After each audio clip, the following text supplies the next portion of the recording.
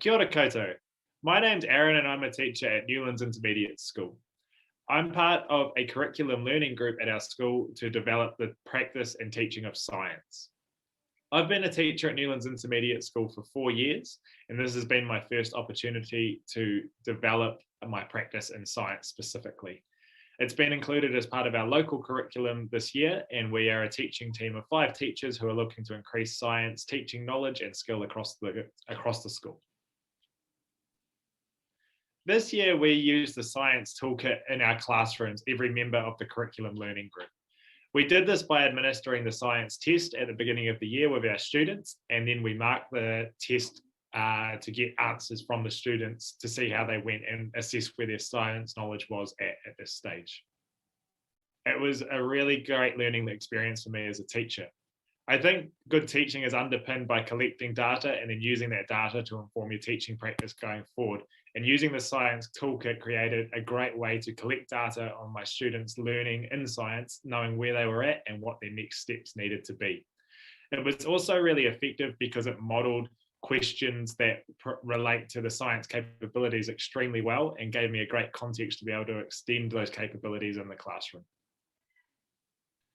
So from the assessment data that was collected, I was able to understand that my class had a weakness in answering questions relating to collecting data accurately.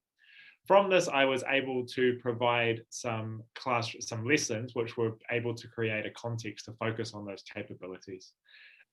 For example, we did an experiment using Diet Coke and Mentos, as well as using other drinks to see what the reaction would be and see how we could collect data on the reaction that occurred.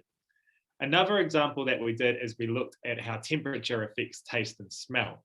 And in that experiment, we were able to collect that. We used pieces of chocolate which were at room temperature, at freezer temperature, etc. And we compared those to see, did we all get the same result or did we get different results within the class, which was in a context to collect data, and then we were actually able to critique the validity of the data that we collected as well. What I've been able to take from the science toolkit, which I can apply to my teaching, is I have really loved how the questions of the toolkit model the learning that the students are required to know. In my experience, my initial teacher education didn't really prepare me for teaching science well in the classroom, I believe. And it's been excellent to be involved with the testing of this resource because it's modeled for me perfectly what I'm wanting, the learning that I'm wanting to get from my students. Prior to using the science toolkit, I had not come across the science capabilities within my teaching. It has been excellent to be able to learn what the science capabilities are and to see how valuable they are in increasing students' knowledge and understanding towards science. So from using the science toolkit, I've had a really great grasp of what the capabilities are, and I'm now able to focus my teaching and my planning around those capabilities and pass that knowledge on to the students, as well as providing context for them to extend their own knowledge in those areas.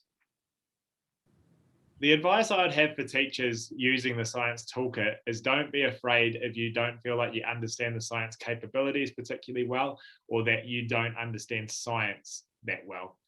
Neither of those things are a barrier to using the toolkit effectively, and the toolkit is designed in a way that it actually will upskill you in those areas greatly if you use it.